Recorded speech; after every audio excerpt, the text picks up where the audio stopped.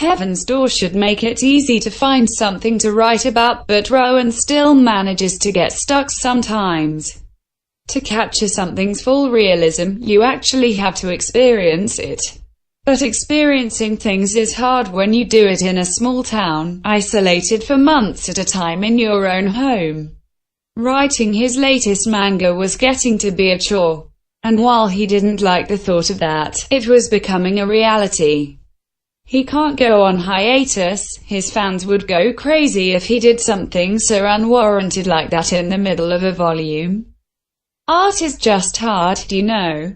They'll definitely understand if he takes a break for a while. Except the great Rowan Kishibe ain't no quitter, and he's going to cure that manga block with some hot, spicy hentai. That's right, Rowan Kishibe is going to write hentai, and damn right it'll be the best hentai you'll ever read. Hell yeah, the great Rowan Kishibe. Writing only the finest and most crispy finger-licking good hentai suited to the taste of the most refined hentai critic. The most obscene and inappropriate thing you can get off to, written by none other than Rowan Kishibe. Yeah, he's actually going to do it, right now. He's writing it now. Rowan Kishibe writing hentai. Here we go. Best hentai you'll ever read, and don't forget the author, Rowan Kishibe. Hentai King Rowan Kishibe, ultimate writer of OK. It makes sense that he wouldn't do it now, since he has a policy of writing what he knows or what he's experienced, but what is he going to do about that?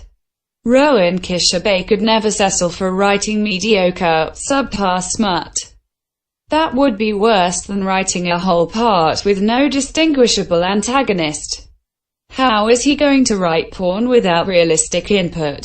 Then, he got an idea. An awful idea. Rowan Kishibe got a wonderful, awful idea. The next thing I see is going up my ass. This is gonna be so cool and good, Rowan said to himself as he stepped out of the shower that day. As he turned to the mirror, his toothbrush happened to catch his eye, as it was covered in glittery unicorn stickers that he probably got from a children's book. The toothbrush stared menacingly back at him, bristles intimidatingly firm to their places. He was really going to do this, yeah, he's gonna do it. Shove the toothbrush up your ass, Rowan, you said you'd do it, don't chicken out now, you piece of extra crispy KFC. Rowan picked up the toothbrush and examined it closely. It shouldn't hurt too much if he used the smooth end, but where's the fun in that? What kind of vanilla anti-toothbrush fucking wet paper towel can't take a few bristles? Well, apparently Rowan. Because he refuses to do it without lube. Yeah, that's understandable. I mean, maybe it would be acceptable in a hentai, but this is just unreasonable. Toothpaste will have to do.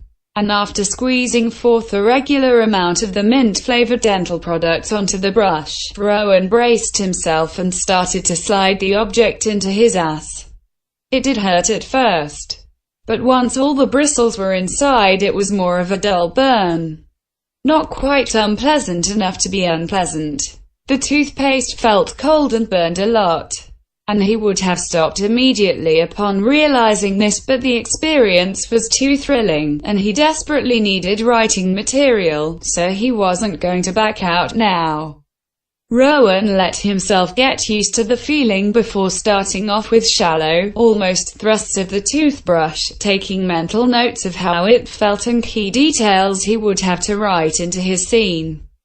He could feel his insides being scraped from the harsh bristles, but went faster nonetheless, trying his best to convince himself the action was pleasurable.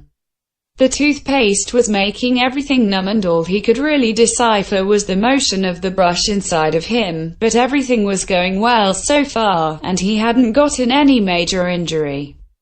So, he heard a knock on the front door to his house. Shit, that's probably Koichi. Nobody ever knocks on the door except Koichi, so that's definitely Koichi. Koichi is the only one who's too short to reach the doorbell. Rowan-sensei, he called out. opening the door with a distinct door-opening sound that could be heard from where Rowan had been doing unspeakable things for the past few minutes. He cursed himself for never answering the door, and even leaving it open sometimes, at that. How could he forget that Koichi was coming over today? That was supposed to be the highlight of this week. Koichi is a polite person who wouldn't feel comfortable just snooping around though, right? He still has plenty of time to make it look like he was just drawing in his studio. Or he could even use Heaven's Door, if necessary. For the time being, Rowan fully sheathed the toothbrush in his ass, put his pants on, and went to greet Koichi by the doorway. He'd probably notice his rock-hard meat stick, but oh well. Oops. Koichi, I didn't think you would show up. Rowan half lied. It was just unexpected. He knew damn well he was going to show up. That kid is more punctual than an alarm clock, and he may or may not have used his stand. But unlike an alarm clock, Rowan found himself unable to dismiss him and pick another time. Since, also unlike an alarm clock, he enjoyed spending time with Koichi. "Why did you invite me over?" Koichi replied after a very long and tense silence. He was confused, to say the least. And the overly cheerful smile Rowan was staring at him with wasn't helping. Rowan opened his mouth to answer, but all that followed was a shaky exhale. He didn't know what to tell him anyway. All he had planned on doing was reading his memories and maybe anything but what was happening right now. He shifted his position to lean casually against a wall, which was a bad idea, since the toothbrush's bristles angled directly into his prostate and he flinched noticeably. "Heaven's Door," Rowan called out for his stand, the obvious resort in this situation. "I'm sorry, Koichi," he said as he wrote in the pages of his face. Koichi felt the sudden urge to suck Rowan's dick for some reason unknown to him. It was at that moment that actual Jesus Christ descended from the heavens and smacked Rowan across the face with the back of his divine hand. "Rowan, I am very disappointed in you," Jesus scolded, folding his holy arms in a manner that confirmed his words.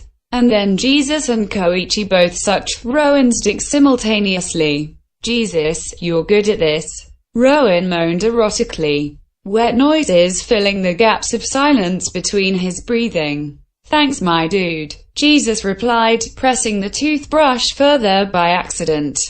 Rowan didn't have the heart or the current frame of mind to tell Jesus that he was talking to Koichi. "I must go purge the world of sin." Jesus took out a rifle and flew out the window on a skateboard while Koichi looked shocked, and Rowan had no idea what was going on because he was still drowning in his own creamy man sauce, and his stand ability seemed to be wearing off on Koichi. So then Rowan took the toothbrush out of his ass, stood up, erased Koichi's memories of what just happened, and ushered him out the door with an understandable "Have a nice day. Time to write some hentai."